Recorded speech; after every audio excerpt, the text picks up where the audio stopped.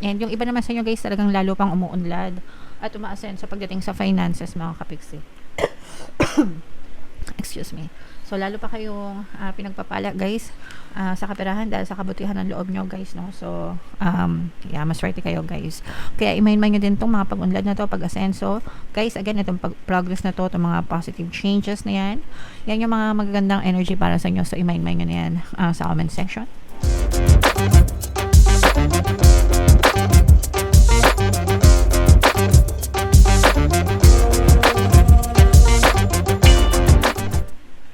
Hello guys, hello Sagittarius, welcome back to Pinoy Pixie Tarot. Ang pamagat ng episode natin for tonight is mid-month kapalaran para ngayong June 16 to 30 para sa Sagittarius, Sun, Moon, Rising Sign, and Venus.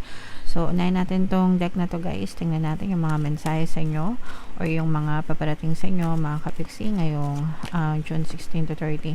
By the way guys, sa mga naghahanap ng mga pampaswerte na lucky charms, lucky bracelet, may mga items na makikita kayo sa description box nitong video. Check nyo na lang yung mga items doon mga kapiksi.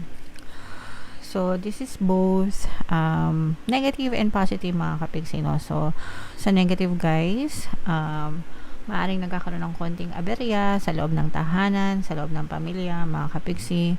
Minsan hindi naman talaga maiwasan na nagkakaroon ng tampuhan, mga pag-aaway-away, mga misunderstanding guys, no?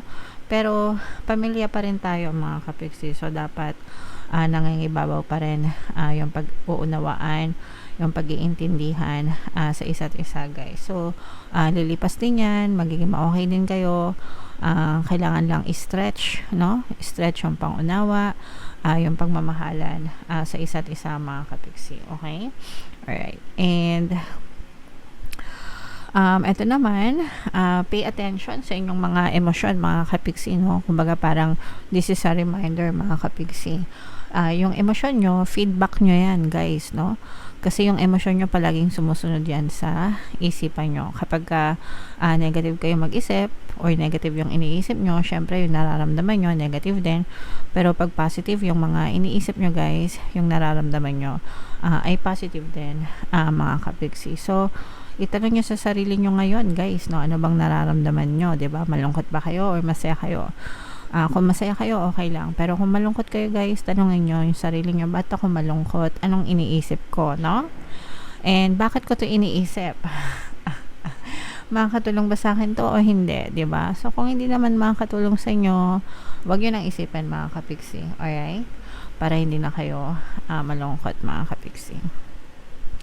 And ito naman, this is also a positive energy, a positive message guys. Ibig sabihin nito, nakapag-desisyon na kayo, no? Kasi although hindi naman ito magre-resonate sa lahat guys, no? Pero kung meron kayong mga tinitimbang na mga desisyon sa buhay nyo guys, maaaring mas malinaw na yung isip nyo, mas nakapag-desisyon na kayo ngayon guys. Okay? So maganda yan kasi ibig sabihin mafo-focus na yung attention nyo dun sa napili nyo, and yung energy nyo mag-flow na dun. So makakita na kayo ng movement and paggalaw mga kapiksi.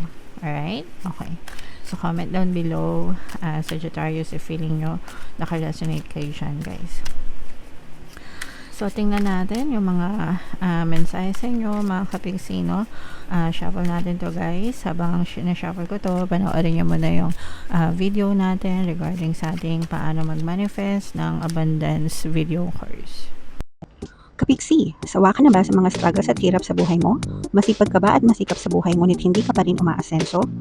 Ilang beses ka na bang nag-attempt mag-negosyo at mag-invest pero palagi ka pa rin nalulugi? Sa pagkakataon na ito ay maaaring may subconscious beliefs ka na nagiging balakid sa iyong pag-unlad at pagyaman. Introducing, paano mag-manifest ng abundance video course. Dito ay matututunan mong ma-overcome ang mga balakid mo para tuluyan ka ng umunlad, umasenso, sumagana, maging matagumpay, successful at maswerte sa iyong kabuhayan, pera, trabaho, negosyo, salapi at kaperahan ng bonggang-bongga. Dali, mag-send na ng email sa pinoypixie@gmail.com at simulan na ang iyong pagyaman ngayon. Alright, so sa lahat ang gusto mag-avail ng course guys, naka-flash sa screen nyo. Una, meron tayong paano mag-manifest ng abundance video course. Meron din tayong paano mawala ang third party at magkaroon ng harmonious na relationship. And meron din tayong paano pabalikin si ex, revise breakup. So sa mga interesado guys, mag-send lang kayo ng email sa pinoypixie@gmail.com. So, Sagittarius guys, kayo ay represent ng Queen of Wands sa ating spread. Latag natin yung spread nyo mga kapiksi. And by the way guys, no, again, sa mga naghahanap ng mga pampaswerte na lucky charms, lucky items, check nyo lang guys yung mga items sa description box.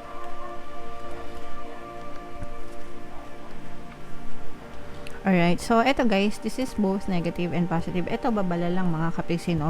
Although hindi naman siya mangyayari sa lahat, pero may nakaamba na bagyo, no? May nakaamba na bagyo, problema na maaaring yung pagdaanan ngayon, mga kapiksi. Sa Pilipinas guys, kasi panahon ng bagyo ngayon, di ba? Habagat season na, so medyo mag-ingat-ingat na lang tayo mga kapiksi. Hindi natin alam kung kailan papasok yung bagyo, kung saan tatama, kung gaano kalakas yung damage, kung gaano kalaki yung epekto sa buhay natin. So kailangan talaga palagi tayong handa sa mga ganitong season mga kapiksi. So mag-ingat na lang kayo. And figuratively speaking naman, maaari may mga konting problema or aberya na maranasan kayo sa buhay nyo, di ba? Mga problema. Normal naman yun, guys. So, it's part of our life, part of our journey. Pero maganda yung magiging lesson na to, guys, no? Parang mas lalo kayong magiging matapang and malakas after nitong mga problema na to. So, it's also a win-win for you, mga kapiksi. Kasi ibig sabihin, marami kang lessons na matututunan dyan. And makaka-recover din kayo, no? Actually, ma-overcome nyo yan, mga kapiksi, itong mga problema na to. Makakabawi agad kayo, no? Parang hindi naman siya malaking problema or hindi naman siya matagal na problema. Parang konting kalabit lang, guys. Parang dadaan lang siya, konting kalabit lang, tapos na, okay? Kaya wag kayo masyadong matakot mga kapiksi. Ito naman guys, ito yung bahagi ng, ito yung recovery, pagbangon, success and tagumpay. Ito naman yung mga nakaabang sa inyo, no? Actually, may mga magagandang changes, no? Kung tapos na kayo sa mga problema, let's say for example, kapiksi, tapos na ako sa problema, nakagraduate na kayo dyan, nakagraduate na ako dyan, ayan, so ito na yung paparating sa inyo mga kapiksi, mga magaganda and positibong pagbabago, pagbangon, progress sa buhay, mga kapiksi. So unti-unting pagbangon na ito, no? Unti-unting pagbangon, pagkalampas sa mga problema, mga kapiksi, and progress naman sa inyong pamumuhay. So this is very positive guys. So i-mind nyo na itong mga magaganda and positive changes na ito, mga kapiksi. Sa love life guys, nakikita natin na punong-puno ng pagmamahal. Yan. So syempre, gustong-gusto nyo yan, mga kapiksi, no? Yung iba sa inyo, guys, parang feeling ko, nakita nyo na yung the one para sa inyo, kung meron kayong partner o specific person right now. Parang pinapaliguan ka sa pag-ibig nitong person mo, mga kapiksi. Parang kung ano yung hinihiling mo, binibigay niya, very attentive, very affectionate itong person mo sa'yo. So, punong-puno ito ng pagmamahal, guys. Kaya, maswerte ka sa love life mo. So, syempre, ano pa nga ba? I-mind na natin yan. Mind, harmonious relationship, mind, punong-puno ng pagmamahal, diba? So, konti lang yung nakaka-resonate sa ganyan. Kaya sana maka-resonate kayo, guys. So, meron ditong presence ng earth signs, Capricorn, Taurus, Virgo. For some of you, maaari may earth element kayo sa inyong natal chart, mga kapiksi. Parang nagkakaroon kayo ng trust issues, guys, no? Lalo na pagdating sa pera, mga kapiksi. Kaya, maaaring ito yung family problems na nakita natin, mga kapiksi. Excuse me. So, pwedeng family problems yung maaaring problema na dumating sa inyo, guys. Parang siguro nagkakaroon ka ng issue, baka sa pera, mga kapiksi, no? Kaya parang nawawalan kayo ng tiwala sa isa't isa, nawawalan ng gana. Nararamdaman ko rin yung nawawalan ng gana, mga kapiksi. Lalo na pag tumutulong kayo, kasi yung iba sa inyo, pwedeng asensado kayo, guys, eh. Yung iba sa inyo, pwedeng nasa abroad kayo, asensado kayo, ganyan, o kaya malaki yung kinikita nyo. Tapos, parang pwedeng pinagsasamantalahan kayo ng mga pamilya nyo or ng ibang family members, kahit hindi, although hindi naman lahat, mga kapiksi. Parang nalaman mo siguro, no, or malalaman mo na parang pwedeng pinaparahan kayo or ginagatasan kayo ganyan, or parang nilulustay yung mga kinikita nyo mga kapiksi, kaya medyo sumasama yung loob nyo sa mga kapamilya nyo kasi syempre nagpapakahirap kayo. Tapos sila naman parang nagpapakasarap lang, so parang hindi nila parang hindi nila naiintindihan yung hirap mo, dugot pawis mo, kaya medyo malungkot yung iba sa inyo mga kapiksi.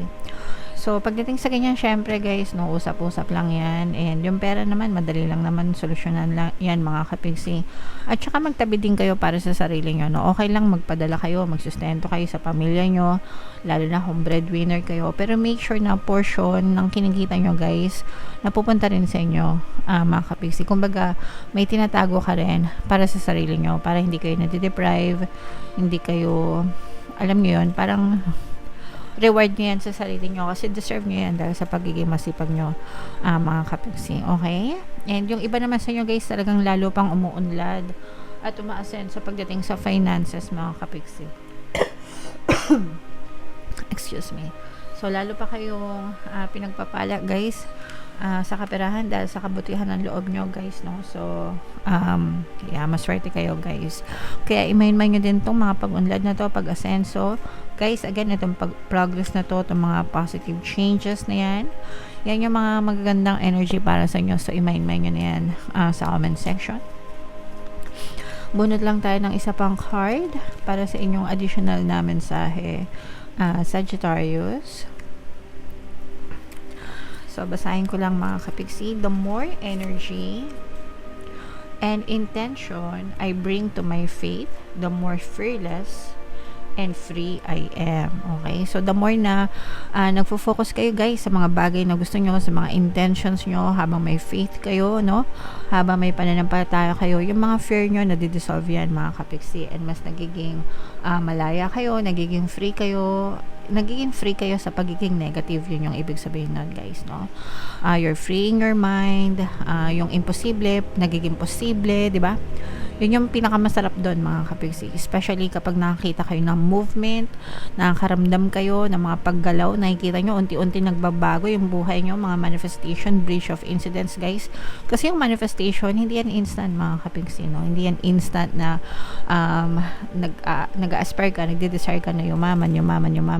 Hindi yan instant na pagising mo, kinabukasan mayaman ka na. No, it's cumulative yan, accumulative mga kapiksi. Ibig sabihin, gradual, maliliit na steps, progress, no? Hanggang sa yumaman ka 10 years, 20 years, diba? It doesn't matter how long. Pero pag nagpo-persist ka guys, no? Yung dream life mo, ma-achieve mo yan mga kapiksi. Walang imposible guys. Alright? Okay, so yeah. Comment down below, Sagittarius guys, if feeling nyo naka-resonate kayo. And again, no, yung mga magaganda dito, i-main-main nyo na lahat sa comment section mga kapiksi.